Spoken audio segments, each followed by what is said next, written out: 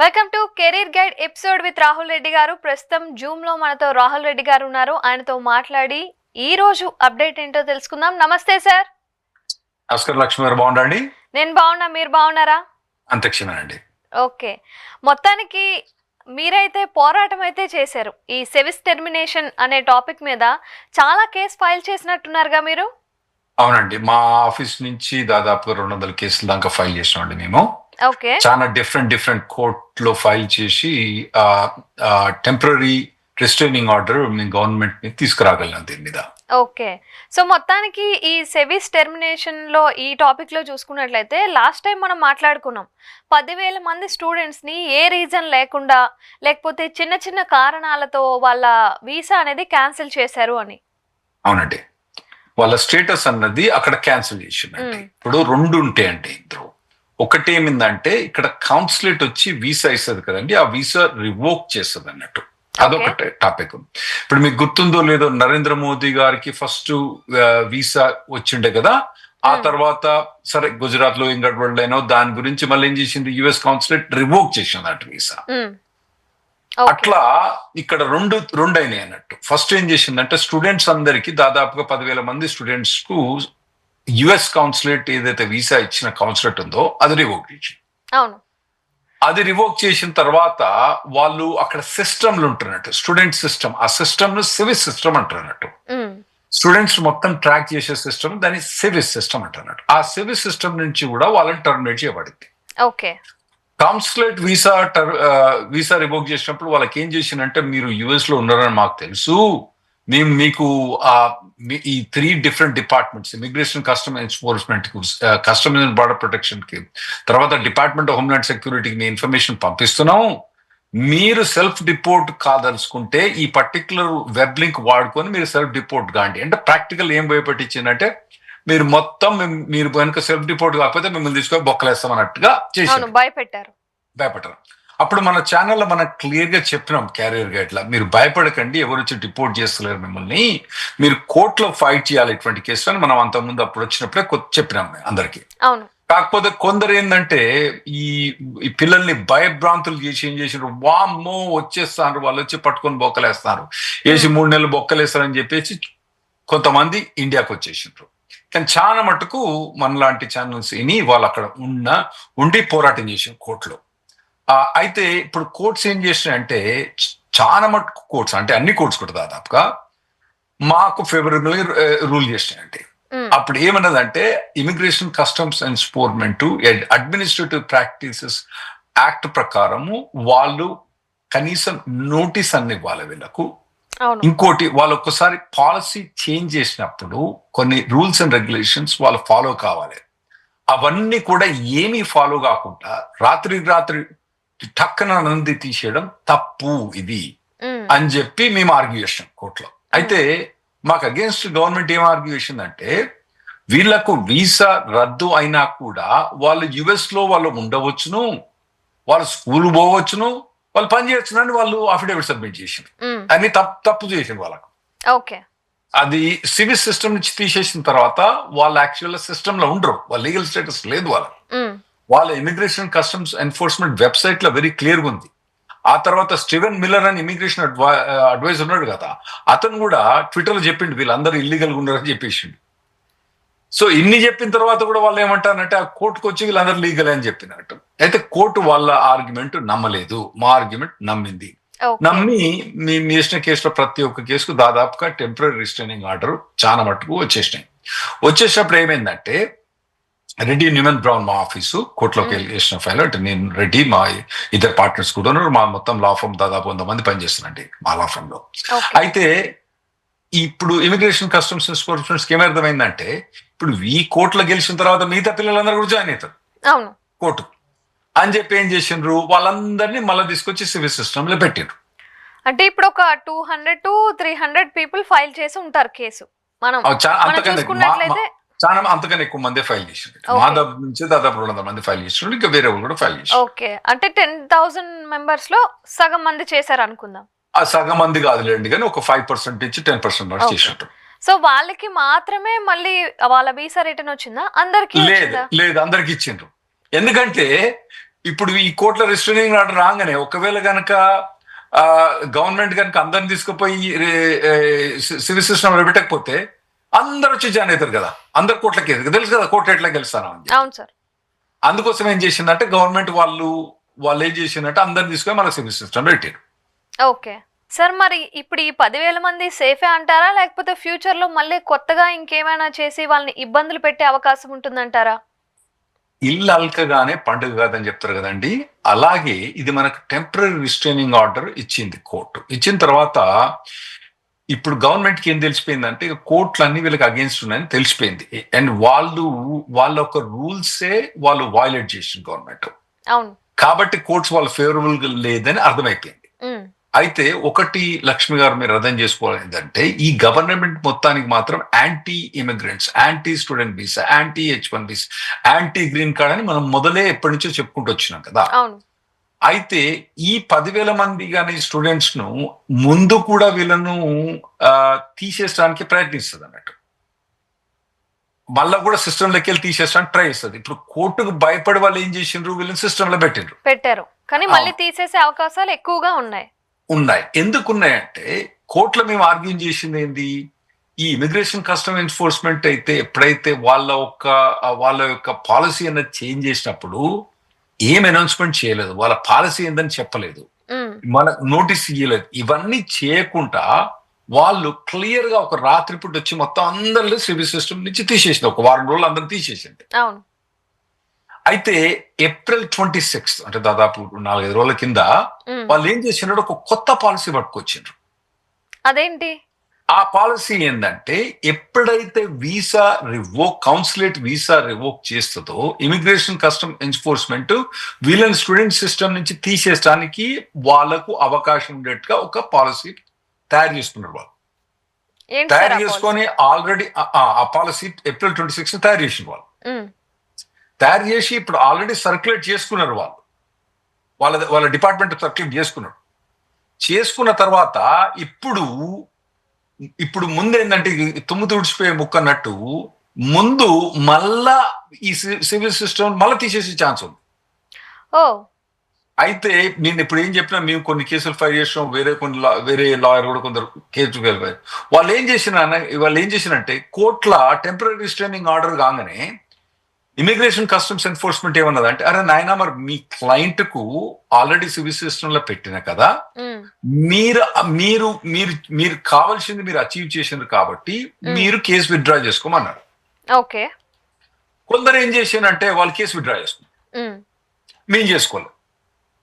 మేమెందుకు చేసుకోలేదంటే, అరే నాయన నువ్వు ఇప్పుడు మాకు టెంపరీగా వాళ్ళని సిస్టంలోకి వెళ్ళి తీసి లోపల సిస్టమ్ లో కూడా తీసుకొస్తాను, మరి రేపు మాకు గ్యారంటీ ఏంది మళ్ళీ తీయనప్పుడు మళ్ళీ తీసేస్తానంటే మీరు మళ్ళీ మీ కోర్టుకు రావాలి కదా. మాకు నువ్వు అష్యూరెన్స్ ఇయ్యి, నువ్వు కౌన్సిలేట్ లో మాకు వీసా రివోక్ అయినా కూడా మమ్మల్ని సివిల్ సిస్టమ్ నుంచి అంటే స్టూడెంట్ వీసా సిస్టమ్ నుంచి మమ్మల్ని నువ్వు తీసేయకుండా అట్లనే పెడతావు గ్యారంటీ మేము కోర్టులో విత్డ్రా చేస్తాం. లేదా అంటే ఈ మెరిట్స్ మీద ఆర్గ్యూ చేద్దాం, నీకు మెరిట్స్ ఉన్నాయా లేవా ఆర్గ్యూ చేసి కోర్టు తెలుసుకుందాం, అప్పటిదాకా మేము విత్డ్రా చేయమని చెప్పి మేము పెట్టేసినాం అన్నట్టు. అయితే ఇప్పుడు ఏమైందంటే చాలా మంది కోర్టుల కేసు విత్డ్రా అయిన తర్వాత వీళ్ళు పాలసీ పట్టుకొచ్చారు, మేము విత్డ్రా కాలే, మేము ఈ లిటిగేషన్ మాకు తెలుసు, ట్రంప్ అడ్మినిస్ట్రేషన్ ఇంతకుముందు కూడా మేము హ్యాండిల్ చేసాం, మంచిగా చూపెడతాడు ఇట్లా కింద మంచి చిన్న బిస్కెట్ కుక్క బిస్కెట్ పెట్టి మళ్ళీ వెనకంచి కొడతాం. ఓకే, సో మాకు తెలుసు ఇటువంటి అని. అందుకోసం ఏం చేసామంటే మా వాళ్ళకు సివిల్ సిస్టంలోకి వెళ్ళి మళ్ళా పెట్టినా కూడా మేము కోర్టు విత్డ్రా చేసుకోలేదు కేసు. ఎందుకంటే ఇది temporary restraining order government court ఇచ్చింది, కానీ పర్మనెంట్ రిస్ట్రైనింగ్ ఆర్డర్ మాకు రావాలి, పర్మనెంట్ ఇంజంక్షన్ మాకు కావాలి. ఏదో కోర్టు మాకు పర్మనెంట్ ఇంజెక్షన్ అని ఇవ్వాలి, లేదా గవర్నమెంట్ మాకు ఒక గ్యారంటీ ఇవ్వాలి, ఏంది మీరు మమ్మల్ని మళ్ళీ తర్వాత కూడా తీసేయరని మాకు గ్యారంటీ ఇస్తుంది తప్ప మేము అని చెప్పేసి అన్నట్టు. అయితే చెప్పండి లక్ష్మి. అదే మీరు కోర్టుకి చాలా అపీల్స్ అయితే చేశారు కదా ఇలా చేయకూడదు అని చెప్పి. కోర్టులో టెంపరీ రిస్ట్రైనింగ్ ఆర్డర్ అయితే పట్టుకొచ్చి కదా, ఇంకా పర్మనెంట్ ఇంజెక్షన్ కోసం ప్రయత్నిస్తున్నాం. అప్పుడు మరి కోర్టు ఏమనింది? కోర్టు ఏమంటదంటే, కోర్టు ఇప్పుడు ఏమైనా ఆర్గ్యుమెంట్ వింటాంది, వాళ్ళు ఏమంటారు మరి మీకు అచీవ్ అయింది కదా అని కోర్టు అంటారు. మేము కోర్టు చెప్పినాము ఏమో అచీవ్ అయింది, మాకు కాలేదు కదా, పర్మనెంట్ ఇంజెక్షన్ రాలే కదా, మీరు ఏదో టెంపరీ రిస్ట్రైనింగ్ ఆర్డర్ పని చేసిండ్రు, ఇప్పుడు సిస్టమ్ పెడతారు, మళ్ళీ రేపు తీసేసిన అనుకోండి, మళ్ళీ మేము ఇంకోటి రావాలి, అందుకోసం మాకు పర్మనెంట్ ఇంజెక్షన్ ఇవ్వండి అని వాళ్ళు అంటారు. సో అని మేము ఆర్గ్యూ చేస్తాను. ఇది చూడాలి ఎట్లా నడుస్తుంది అని, కోర్టు ఎటు ఫేవర్ ఉంటుందన్న చూడాలి. అయితే వాళ్ళు ఇప్పుడు పాలసీ చేంజ్ చేసిండ్రు. సో నేను చెప్పేది ఏంటంటే స్టూడెంట్స్ అందరూ కూడా ఎవరైతే ఈ 10,000 మంది ఉన్నారో, ఎవరైతే సివిల్ సిస్టమ్ నుంచి తీసేయబడ్డారో వీళ్ళందరూ కూడా అప్రమత్తంగా ఉండాలి. వీళ్ళు ఎవరు కూడా ట్రావెల్ చేయకూడదు ఈ టైంలో. ఎందుకంటే మేము స్టూడెంట్ వీసా సిస్టమ్ లో పెట్టగలిగినాం, కానీ వాళ్ళ వీసా రివోకేషన్ అనేది మేము క్యాన్సిల్ చేయలేదు. మీ ఆర్గ్యుమెంట్లు కోర్టు కేసు కూడా ఫైల్ చేయలేదు మేము. ఎందుకంటే రూల్స్ ప్రకారం వాళ్ళకు వీసా క్యాన్సిల్ చేసే రైట్ ఉంది కౌన్సిలేట్ కి. దాన్ని మేము ఛాలెంజ్ చేస్తే విన్ కావడం కష్టం అని చెప్పి దాన్ని ఛాలెంజ్ చేయలేదు మేము.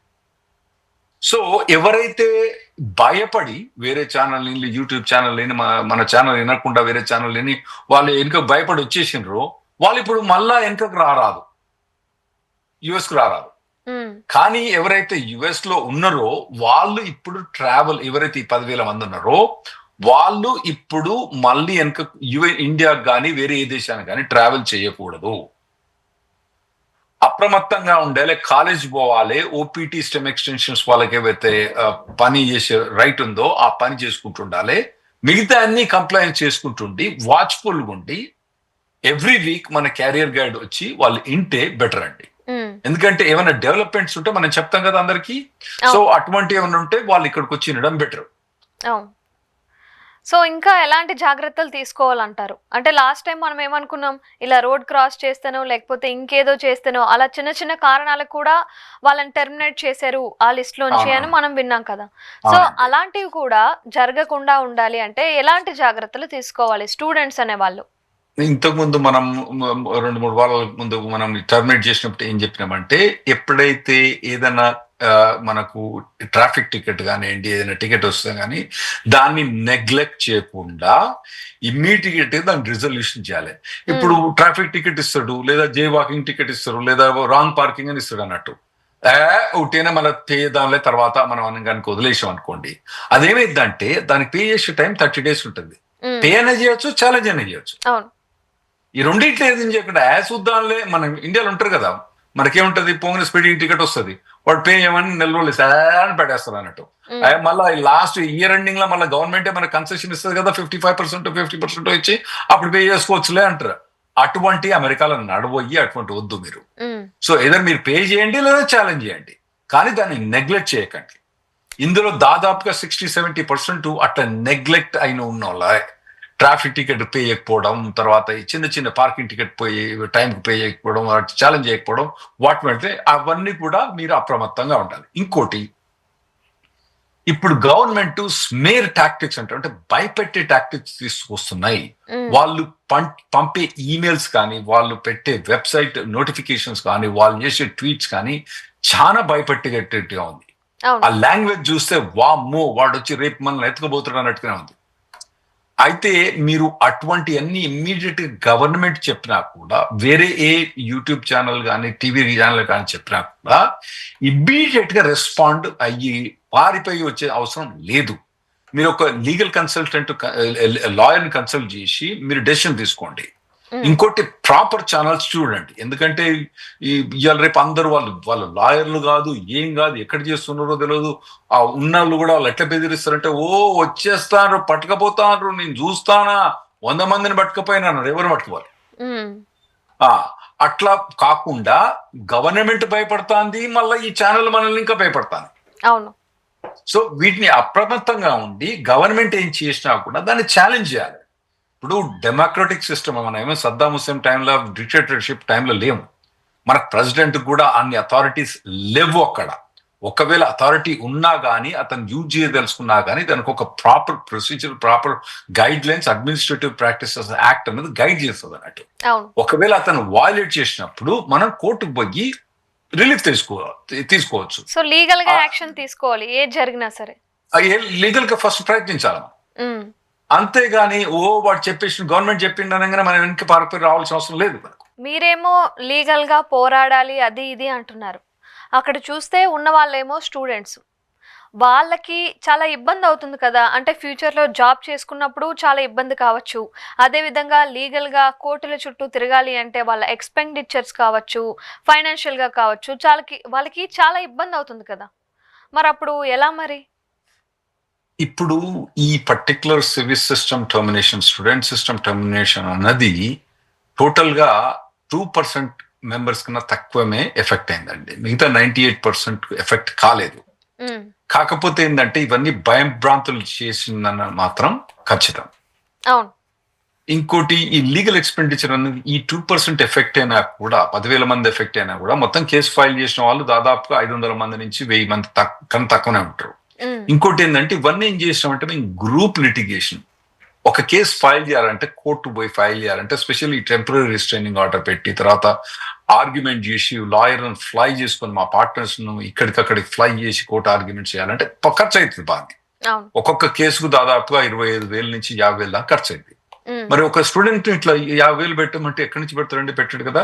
మేమేం చేస్తామంటే వీళ్ళందరినీ గ్రూప్ గా చేసి ఆ ఖర్చు అన్నది వాళ్ళందరి మీద డివైడ్ చేసి, ఓకే, దాంతో అంటే మాకు అడ్వాంటేజ్ అయింది చెప్పొచ్చు కదా, మేము కూడా కొద్దిగా అడ్వాంటేజ్ తీసుకున్నట్టే కదా. వాళ్ళకి మాత్రం గ్రేట్ అడ్వాంటేజ్. ఒక్కొక్క కేసు వాళ్ళు ఫైల్ చేయాలంటే 50,000 అంటే వాళ్ళు పెట్టలేరు. అదే గ్రూప్ గా చేస్తే వాళ్ళకి 30-40 మంది కంటే వాళ్ళకు డివైడ్ అయింది కేసు, డబుల్ డివైడ్ అయింది. సో అట్లా చేసి మేము డిస్కౌంట్ చేసి బెనిఫిట్ వచ్చింది ఇప్పుడు వాళ్ళకి. ఓకే. కానీ సార్ నాకు డౌట్, ఇప్పుడు గవర్నమెంట్ దే తప్పు కదా. అవునండి, వాళ్ళు చేసిన మిస్టేక్ కాబట్టి మరి స్టూడెంట్స్ కి కంపెన్సేషన్ లాంటిది ఏమైనా ఇస్తారా? ఇదంతా జరిగిన అది కూడా ఫైట్ చేస్తున్నాం. ఏది లీగల్ ఫీజు ఇటువంటి కాంపెన్సేషన్ కూడా మేము ఫైట్ చేస్తున్నాం. కానీ ఇవన్నీ ప్రాక్టికల్ గా ఎట్లయితే అంటే, నిజం చెప్పాలంటే, ఇది మీతో చెప్తున్నా, ఇది చెప్పేది ఏంది కానీ ఇది నిజం చెప్తున్నా, ఇక ప్రాక్టికల్ గా వచ్చే పైసలు మేమే తింటామండి. Okay okay. అది వాళ్ళ పిల్లల దగ్గరికి వాళ్ళ ఈ వచ్చే లీగల్ ఫీజు ఆ పిల్లల దగ్గరికి పోవడం అన్నది చాలా కష్టం అండి. ఎందుకంటే కాకపోతే మేము మాత్రం ఫైట్ చేస్తున్నాం ఈ కేసుకు. మిగతా చాలా మంది లా ఆఫీసర్స్ ఆ పిల్లల దగ్గర పైసలు తీసుకున్నాం కదా మనం ఎందుకు లేని వాళ్ళు పోనిస్తారు, కానీ మేము ఫైట్ చేస్తున్నాం. ఎందుకు ఫైట్ చేస్తున్నాం అంటే ఇటువంటి మళ్ళా గవర్నమెంట్ చేయకుండా ఉండాలని మేము ఫైట్ చేస్తున్నాం. అంతేగాని మాకు కూడా నిజం చెప్పాలంటే పెద్ద గిట్టుబాటు కాదు వాళ్ళు ఇచ్చే డబ్బులు. వాటి డాక్యుమెంటేషన్ అవన్నీ మాకు గిట్టుబాటు కాదు. గిట్టుబాటు కాకుండా కూడా మేము ఎందుకు ఫైట్ చేస్తున్నాం అంటే ఈ ముందు ఇటువంటి గవర్నమెంట్ చేయకూడదు పనులు, వాళ్ళకు లెసన్ తీసుకురావడానికి కోసం మేము ఫైట్ చేస్తున్నాం. ఏదో మేము ఆ డబ్బులు ఇస్తే దాంతో బాగుపడడం, ఆ పిల్లల డబ్బులు తీసుకొని అది ఇంటెన్షన్ కాదు. గవర్నమెంట్ పని చేయడానికి ఇంతకుముందు నెక్స్ట్ టైం గవర్నమెంట్ ఇటువంటి ఏమైనా చేయాలంటే వాళ్ళు దడుచుకుంటూ చేసేటట్టు మేము ఈ పని చేస్తున్నాం అండి. అవును. ఇప్పుడు మరి రోజుకొక చేంజ్ అనేది వస్తుంది ఈ ట్రంప్ అడ్మినిస్ట్రేషన్ లో చూసుకున్నట్లయితే. ఎలా అయినా సరే ఇమ్మిగ్రెంట్ ని బయటకు పంపించాలి అన్నట్టు వాళ్ళు ఇంచుమించుగా ప్రయత్నిస్తున్నారు, మన వాళ్ళని ఎలా అయినా బయటకు పంపించాలి అన్నట్టు. మరి ఇవన్నీ జరగకుండా ఉండాలంటే మీరైతే ఎలాంటి అడ్వైజులు ఇస్తారు మన వాళ్ళకి, ఎస్పెషల్లీ మన ఇండియన్స్ కి, అందులోనూ తెలుగు వాళ్ళకి? ఇదంతా ఒకటి ఏంటంటే టెంపరీ అండి. ట్రంప్ అనేది ఇంకొక 3 ఏళ్ల కన్నా 3.5 ఏళ్ల కన్నా అంటే 4 ఏళ్ల కన్నా ఉండడు కదండి. ఇదన్నీ టెంపరీ. ఇందులో కొందరు డెఫినెట్లీ ఎఫెక్ట్ అవుతుండ్రు. వాళ్ళు భయభ్రాంతులు చేసి ఆ ఎఫెక్ట్ అయ్యే కన్నా ఎక్కువ మందిని భయభ్రాంతులు చేస్తుండ్రు అండి. సో ఇది టెంపరీ నేచరు. వీలైనంత మటుకు యుఎస్ లో ఉన్న వాళ్ళని ఎవరిని కూడా మేము ఇప్పుడు ట్రావెల్ చేయొద్దు అని చెప్తున్నాం అండి అక్కడ ఉన్న వాళ్ళు. ఇంకోటి ఏంటంటే ఎవరైనా వచ్చే వాళ్ళు కూడా తగిన జాగ్రత్తలు తీసుకోవాలండి. తగిన జాగ్రత్తలు తీసుకొని రావాలి. మంచి యూనివర్సిటీస్ చూసుకొని, మంచి డాక్యుమెంటేషన్ పెట్టుకొని, మంచి మొత్తం కనుక్కొని, ఏదన్నది ఇల్లీగల్ యాక్టివిటీస్ ఎందులో పార్టిసిపేట్ చేయకుండా, ఒకవేళ అక్కడికి వచ్చిన తర్వాత ఏమన్నా ఆ కాని సిచ్యువేషన్స్ ఏమన్నా ఉంటే లీగల్ గా ఛాలెంజ్ చేయడానికి రెడీ ఉండాలి. వాళ్ళన్నారు వాళ్ళు బెదిరించారు టక్కన పారిపోయించడానికి, ఏదైనా సద్దాం హుసేన్ కాదండి. కోర్ట్ అన్నది ఎట్లా అంటే మీకు చెప్పాలంటే ముస్లిమ్స్ కు మక్కా మదీనా ఎంత పోవడం ఎంత మంచిదో, యుఎస్ డెమోక్రటిక్ సిస్టమ్ కోర్టులో పోవడం అన్నది అంత హోలీ థింగ్ అండి. దాన్ని యూజ్ చేసుకోవాలి. ఇప్పుడు మన తెలుగు వారు తిరుపతి పోవడం ఇది మంచిదా చెడ్డదంటే మంచిదంటారుగా చాలా మంది. అలాగే కోర్టులకు పోవడం అన్నది కూడా యుఎస్ లో, నేను ఇండియా గురించి ఎక్కువ మాట్లాడలేను కానీ యుఎస్ లో గవర్నమెంట్ అగేన్స్ట్ కోర్టుకు పోవడం అన్నది అదొక హోలీ థింగ్. అక్కడ తప్పు కాదు. మనం ఏమో కత్తులు పట్టుకొని కటాలు పట్టుకొని పోతున్నాం కదా, కోట్లు పట్టుకొని లాయల ద్వారా పోతాను. కాబట్టి ఆ రైట్ అన్నది యూటిలైజ్ చేసుకోవాలి మీరు. Democratic country, the democratic foundations found చేసింది యునైటెడ్ స్టేట్స్. అటువంటి కంట్రీలో మీరు కోర్టుకు పోవడానికి వెనకాడకూడదు, భయపడకూడదు. ఓకే సార్, మరి మీరు 30 years నుంచి US లో ఇమిగ్రేషన్ లాయర్ గా వర్క్ చేస్తూనే ఉన్నారు. సో ఇలాంటి ఎన్నో గవర్నమెంట్స్ ని చూసే ఉంటారు. ఆల్రెడీ ట్రంప్ ని కూడా అంతకు ముందు మీరు ఫేస్ చేశారు కదా. ఇలాంటి సిచ్యువేషన్స్ మరి అంతకు ముందు ఏమైనా జరిగాయా? లేదండి, అప్పటి ట్రంప్ వేరే ఉన్నాడు, ఇప్పటి ట్రంప్ వేరే ఉన్నాడు. మీరు ఈ 30 years లో అయితే ఈ స్టాక్ మార్కెట్ గురించి కూడా రీసెంట్ కొంత ఫ్రెండ్స్ తోటి ఈ స్టాక్ మార్కెట్ ఎక్స్పర్ట్ తోటి మాట్లాడుతా అంటే అది కిందికి పైకి పోతాంది. వాళ్ళు ఏమంటారంటే ఈ మధ్యలో ఒక స్టాక్ మార్కెట్ అనలిస్ట్ ఈ 2 నెలల్లో ఈ 3-4 నెలల స్టాక్ మార్కెట్ ఎంత కిందికి మీదికి పైకి మధ్యకు పోయిందంటే మేము 30 ఏళ్ళలో కూడా ఎక్స్పీరియన్స్ చేయాలని చెప్పారు. ఇది ఒక స్టాక్ మార్కెట్ ఒక్కటే కాదండి, ఇమిగ్రేషన్ ఒక్కటే కాదు. మీరు టారిఫ్స్ తీసుకోండి, అదేం టారిఫ్ అండి, ఒకటిసారి 350% టారిఫ్ అంటాడు, కొన్నిటికి 3000% టారిఫ్ అంటాడు. అసలు దానికి పొంతనా ఇంతనా ఏమి లేకుండా చేస్తాడు. ఇది ఏదో కోతి కొబ్బరికాయ ఇచ్చినట్టే నాకు కనబడుతుంది, అంతకుమించి ఏం లేదు. సో ఇదన్నీ కొద్దిగా టైం పడుతుంది. ఫస్ట్ టైం ట్రంప్ వచ్చినప్పుడు కూడా ఇంత విపరీతం చేయలేదు, కానీ విపరీతం అన్నది మొదలే. అవును. ఆ తర్వాత ఏంటంటే కోర్ట్స్ కొద్దిగా బాగా ఇంటర్ఫియర్ అవ్వడం మొదలే. ఎందుకంటే మా దగ్గర గవర్నమెంట్ అన్నది మీ దగ్గర 2గా డివైడ్. ఒకటి ఏంది, పార్లమెంటు, ఎగ్జిక్యూటివ్ అన్నది మీ దగ్గర దాదాపు ఒకటే. ఎందుకంటే మీకు ప్రైమ్ మినిస్టర్ అన్నది పార్లమెంట్ లో మెజారిటీ పర్సన్, ఏది లోక్సభలో. మా దగ్గర ఏంటంటే పార్లమెంట్ వేరే, మా ప్రెసిడెంట్ పార్లమెంట్ సభ్యుడు కాదు. మీదేమో ప్రైమ్ మినిస్టర్ సిస్టమ్, అదేమో ప్రెసిడెన్షియల్ సిస్టమ్. ప్రెసిడెన్షియల్ సిస్టమ్ లా మా ప్రెసిడెంట్ పార్లమెంట్ మెంబర్ కాడు. ఏడాదికి 1-2 సార్లు పోయి అదే గెస్ట్ గా పోవడం తప్పితే, ఆనరీ స్పీకర్ తప్పితే అక్కడ అతనికి ఆడ కూర్చుంటాను కూడా ఏం లేదు, అక్కడ సీట్ కూడా ఉండదు ఆయనకు. అదే మీ దగ్గర డిఫరెంట్ అన్నట్టు. సో మా దగ్గర 3 తీర్ల డివైడ్ అయింది. ఒకటి పార్లమెంటు, ఓకే, దాన్ని మేము అక్కడ పార్లమెంట్ కాంగ్రెస్ అంటాం ఒకటి. ఇంకోటి ఎగ్జిక్యూటివ్, అది ఏది ప్రెసిడెంట్, ఈ క్యాబినెట్ సెక్రటరీస్ వీళ్ళందరూ ఉంటారు కదా, మేము సెక్రటరీస్ అంటాం అక్కడ. మీ క్యాబినెట్ మినిస్టర్స్ ఉంటారు కదా, మేము సెక్రటరీ. మా దగ్గర ఇంకోటి, ఈ క్యాబినెట్ మెంబర్స్ ఉంటారు కదా, వాళ్ళు కూడా పార్లమెంట్ మెంబర్స్ కాదు. ఓకే, ఒకవేళ పార్లమెంట్ మెంబర్స్ అయి ఉంటే వాళ్ళు పార్లమెంట్ రిజైన్ చేస్తారు. మీ దగ్గర ఏంటంటే క్యాబినెట్ మెంబర్ కావాలంటే పార్లమెంట్ లో మెంబర్ కావాలి. ఒకవేళ కాకపోయినా కూడా క్యాబినెట్ అయిన తర్వాత పార్లమెంట్ మెంబర్ అవుతారు మీ దగ్గర. మా దగ్గర ఉల్టా, క్యాబినెట్ అన్నోళ్ళు కాంగ్రెస్ లో అంటే పార్లమెంట్ లో కూర్చోద్దు, వాళ్ళు రిజైన్ చేస్తారు. సో ఈ 3గా డివైడ్ అయింది మా దగ్గర. డివైడ్ అయింది కాబట్టి చెక్స్ అండ్ బ్యాలెన్సెస్ అన్నది యుఎస్ లో చాలా ఎక్కువ. కాబట్టి ఈ ట్రంప్ ఇటువంటి చేసినప్పుడు మనకు పార్లమెంటు ఒక పాస్ చేసిన లాస్ మనకు అండగా ఉంటాయి, కోర్ట్స్ అన్నది ఆడ కంప్లీట్లీ ఇండిపెండెంట్ గా పనిచేస్తాయి. సో అవి కూడా మనకు అండగా ఉంటాయి కాబట్టి వాటి యూజ్ చేసుకోవాలి. ఓకే సార్, మరి ఈ నేపథ్యంలో ఇండియా నుంచి US కి వచ్చే విద్యార్థుల సంఖ్య ఏమైనా తగ్గుముఖం పెట్టే అవకాశం ఉందా? అంటే తగ్గే అవకాశం ఉండొచ్చు కదా? ఉండొచ్చండి. ఈ భయభ్రాంతులు చేసినప్పుడు భయపడే వాళ్ళు ఉంటారు కొందరు, వాళ్ళు తగ్గుముఖం పట్టే అవకాశం ఉండొచ్చు అని అనుకుంటున్నాండి. మీరైతే మరి ఏం సజెస్ట్ చేస్తారు? రమ్మని చెప్తారా లేకపోతే వద్దని అంటారా? మేము ఇప్పుడు కూడా మా కంట్రీకి రమ్మని చెప్తామండి. ఎందుకంటే మా కంట్రీలో ఉన్న ఆపర్చునిటీస్ ఏ ప్రపంచంలో ఎక్కడ కూడా లేవు. ఇప్పుడు కూడా మీ బిజినెస్ వాళ్ళని అడగండి, మా కంట్రీతో బిజినెస్ చేస్తే వాళ్ళు చెప్తారండి, మాకు చెప్తారు మీకు $100 గ్రాస్ ఇన్కమ్ వచ్చింది అనుకోండి, వాళ్ళు అంటారు నాకు $30 US నుంచి వస్తుంది, $70 మిగతా ప్రపంచం ఇండియా కానీ మిగతా అంత ప్రపంచం మీద వస్తుంది. నెక్స్ట్ క్వశ్చన్ అడుగుతా వాళ్ళని, మీకు ప్రాఫిట్ లా ఎంత % US నుంచి వస్తుంది అంటే వాళ్ళు అంటారు గ్రాస్ రెవెన్యూ 30% వచ్చినా కూడా ప్రాఫిట్ 80% మాకు అక్కడి నుంచి వస్తుంది అంటారు. ఓకే, అటువంటి కంట్రీ మాది. గ్రాస్ రెవెన్యూ మాకు నెట్ ప్రాఫిట్ అక్కడ బాగుంటదండి. ఇంకోటి ఇన్కమ్ లెవెల్స్ అయ్యి ఇప్పుడు ఇన్నోవేషన్స్ అని ఎక్కడైతాయి, ఏవో ఈ మధ్యలో ఈ కోత ఒకరితో దొరికిండు మాకు తప్పితే అన్ని తిక్క చేస్తుంటే తప్పితే ఓవరాల్ గా మా సిస్టమ్ అక్కడ democratic legal system patent system మీరు ఒక ఇన్నోవేషన్ చేసి దాన్ని ఎవరైనా కాపీ చేస్తే మేము చూ చేసినట్టు కథ మీరు అటువంటి ప్రొటెక్షన్స్ మా దగ్గర బాగున్నాయండి. So okay. ఇప్పటికి కూడా మా దగ్గర యుఎస్ లో అవకాశాలు బాగున్నాయి. రండి, కొద్ది ఒడుకులు ఉన్నా కానీ వాటిని తట్టుకుంటట్టు ఉండాలి మీరు. Okay, thank you so much sir. Thanks అండి. ఇది వాళ్ళ అప్డేట్. చూస్తూనే ఉండండి ఈహా టీవీ.